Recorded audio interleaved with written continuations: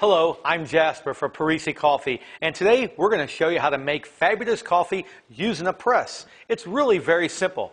The first thing we're going to do is get some water heated. It doesn't matter if you use the microwave or the stovetop. For this demonstration, we're going to use 34 ounces of water. The ideal water temperature for making coffee in a press is between 195 and 200 degrees. It's very important to have the right ratio of coffee to water. In a press, we recommend 1.5 grams of coarsely ground coffee to every ounce of water. While the water heats, we'll prepare the press. Take a regular home scale, put the press on it, and zero out the weight. Because this is a 34-ounce press and our ratio of coffee to water is 1.5 grams of coffee to each ounce of water, I'm going to put in 51 grams of coffee into the press. If you don't have a scale, the French press does come with a scoop that holds roughly 7 grams of coffee. Today for our coffee, we're using a Parisi Original Quinoa blend. It's an intense coffee that enhances the palate with a smooth, mellow flavor, rich body, and distinctive bouquet.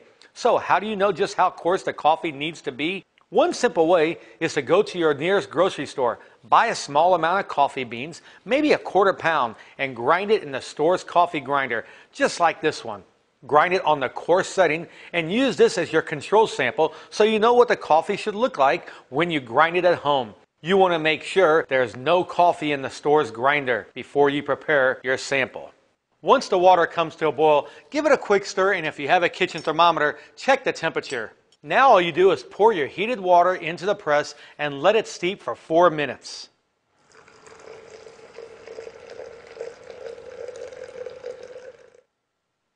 After about 1 minute, take a spoon and break the top crust of the coffee and give it a stir.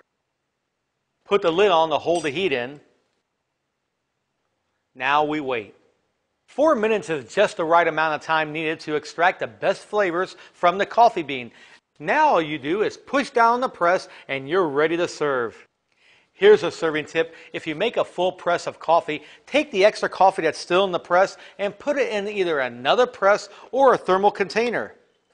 If you let the water stay in contact with the coffee for too long, the coffee may become bitter.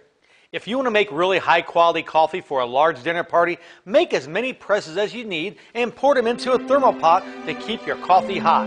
Enjoy! Now that's a great cup of coffee.